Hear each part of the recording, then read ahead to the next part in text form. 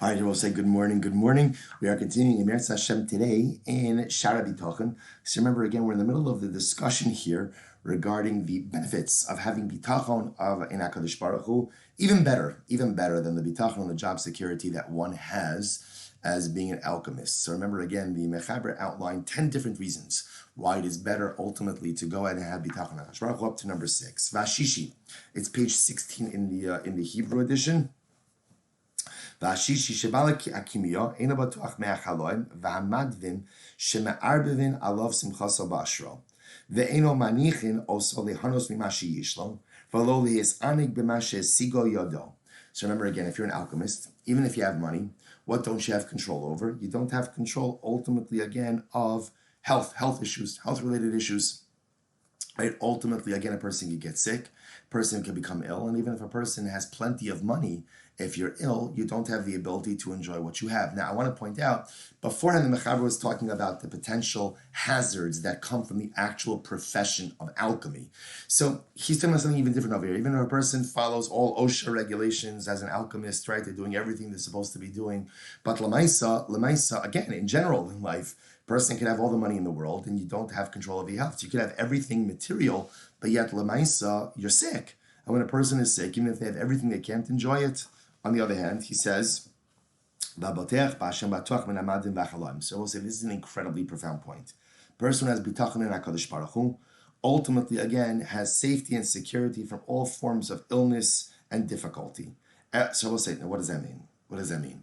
That if a person has faith in Hashem, he never gets sick. A person has faith in HaKadosh Baruch Hu, he never suffers adversity. Unfortunately, we know it's not true. We know it's not true. Plenty of people who are wonderful Ovdei Hashem become ill, have to face adversity. Both say this is incredible. Listen to this. He says, Elo al derech hakapara or al derech hatemura. Here's the difference. When I place my bitachon in HaKadosh Baruch Hu, I know that when illness, difficulty, sickness, tragedy, setback does occur, when a mamish does occur, I know that it's for a purpose. I know that either it's to pave the way for some type of good. That's what it means temura. It's to change my circumstances for some type of good. Or it's some type of kapara. It's some type of atonement for something else that's got going on in life. Or in other words, see, here's the difference. When the alchemist gets sick and he can't go ahead and enjoy any of his hard-earned or not so hard-earned, money or possessions, that sickness, that adversity, that difficulty has no deeper meaning. When a person places his bitachon in HaKadosh Baruch Hu, he or she recognizes everything that happens to me in life not only has deeper meaning, but ultimately is for the good. Litova, gam zul litova. Even the difficulty, even the adversity is either there for temura, to pave the way for something good that could only come out from this difficulty, or kapara, or some type of atonement. It's such an incredible idea. Kimosha Kasov, Vayafunu Arim Vaygo Bachurim Kashali Kashelu Va'amar V'Kol Hashem Yachalifu Koach Va'amar Kizroas Rishayim Tishabarna V'Somech Tzadikim Hashem. So we'll say, so in general, when the Mechaber quotes the psukim, we're going to spend a little bit less time focusing on the specific psukim, but a little bit more time really focusing on the actual message that it's trying to convey. So incredible. So distinction number 6 is that when the alchemist becomes ill, all it is an inconvenience, and it can prevent him from enjoying his wealth. When a yid who has bitachon in HaKadosh Baruch Hu becomes ill, first of all, it could be that bitachon staves off certain things. But even if the difficulty or tragedy or illness does set in upon me, I know it's for something good. I know it's to pave the way for something better. I know it's to create a turnaround or a kapar in my circumstances. Shvi, 7th benefit of bitachon Hashem over alchemy. Shabala kimia efshar shlo yagia al mazon mashiyish etzol min hazav ha'kesef. This is incredible. The alchemist, he may go ahead and have a lot of money, but who's to say that he's going to find accessibility to what it is that he wants to purchase? Maybe he's going to have a ton of money, but there's not enough food, there's not enough this, there's not enough that provision. See, he has everything. He has everything, right? But Lamaisa, he can't enjoy it. He can't enjoy Kimosh Nemar, Kaspam Bachusos Yashlichu Va'amar Gam Kaspam Gam Zavam Lo Yuchal Atzilam. See here the Navi's talking about again during times of the Churban, where there were famines. And when there's a famine, people have plenty of gold and silver, but gold and silver is worthless if you don't have bread. So the alchemist could have all this money, but who's to say that he's going to find access to the things that he truly wants? V'abodech b'Hashem lo yibatzer mimenu mizona b'chol isu b'chol makom ad sof yamav. But ultimately, again, the one who has bitachon in HaKadosh Baruch Hu, ultimately, again, he will never lack. He will never lack. Kimosh nemar barav padcha mimaves. V'amar Hashem roi lo echsa. Right? Hashem is my shepherd, I shall not lack. V'amar lo yivoshu be'esra v'meira avon yisbo. So I'll say, so again, I just want to point out, I know we know this, but the Mechaber over here is also talking about in a vacuum. Are there times where even the one who has bitachon in HaKadosh Baruch Hu doesn't have what to eat? Of course. Of course, Jewish history is filled with not just moments, but extended periods of time like that. But he's talking about bigadol in a general sense. I know that whatever it is I need, HaKadosh Baruch Hu will provide. How, when, where, what? Those are all the variables of life. Mashen Kimi, alchemist, who again, he's just be like a totally self-reliant guy. I got my money. Very nice to have your money. What happens when money can't buy you what you need? What do you do then? And that's where bitachon in HaKadosh Baruch Hu is able to save the day, and bitachon in your own bank account cannot. Next, Shmini, the eighth item. The eighth item, he says, eighth benefit, Shebala kimya einamis akiv b'shum makom yiraso sheniz kala sodo. It's incredible. An alchemist can never really live in the same place for too long, right? Because he can't allow anyone to discover the real secrets of his trade. But again, person has bitachon HaKadosh Baruch Hu say, what does bitachon really give you? Bitachon in Hashem gives you a sense of life security. You can feel secure and happy and besimcha wherever you are. Ushchan eretz ure'ei amuna v'amar tzadikim yershu aretz v'yishkenu la'ad aleha. So an incredible idea. So right, distinction number 8, the alchemist, he always has to be on the move because he can't trust anyone. But yet, bitachon in HaKadosh Baruch Hu gives you this sense of inner tranquility. And I think, by the way, this piece, this number 8, to me is like the biggest one. Because the truth is, the other ones, they depend on circumstances. In other words, even though we just read before, number 7, we just said before, there are times where even the person bitachon in HaKadosh Baruch Hu doesn't have what to eat, doesn't have. I will say, but this idea of inner tranquility, that bitachon in Hashem just gives me this lashon of vabotech belokim bebitcha ba'artzo ubemenuchas nafsho bimekomo. I have menuchas hanefesh.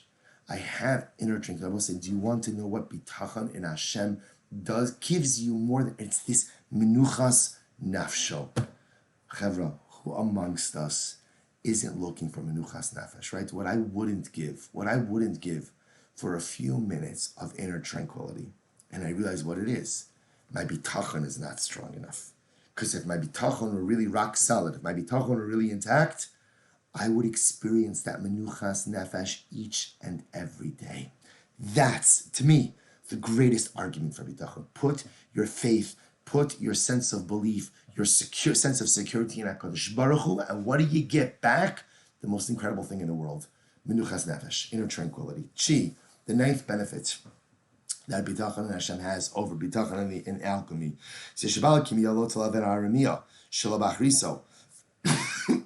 Excuse me. So what happens? I'm sorry. Zulas habitachon min hareish v'atzorach lebnei adam. So interestingly enough, this number 9, I'm sorry, is the balakimia, right? The alchemist. He'll make a lot of money, right? But at the end of the day, he doesn't have his alchemy, so to speak, does not serve as a benefit for him or a merit for him in the world to come. In other words, whatever he can get from alchemy is the shelf life. The benefit of alchemy is going to be felt in this world. Nothing further than that. Nothing further than that. Right? The most you're going to get from alchemy is it'll save you from poverty, right? It'll save you from poverty, and you won't have to rely on other people, which, of course, are not small things at all, but that benefit is limited to this world.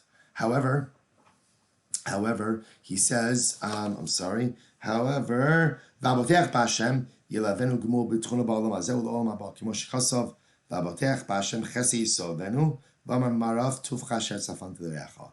When one has bitachon with Hashem, in Hashem, that benefits one both in this world as well as in the world to come. In this world, we've just seen all the ways in which it benefits one in this world, most notably that menuchas hanefesh, and bitachon in Hashem is a merit that serves us in the world to come as well. Incredible. Rabbi said we come to the end of today's Shiur, which is Asiri, the 10th thing, the 10th way in which bitachon in HaKadosh Baruch Hu is better than alchemy. He says, Shabal HaKimyo im yevada inyanot yesivas moso. So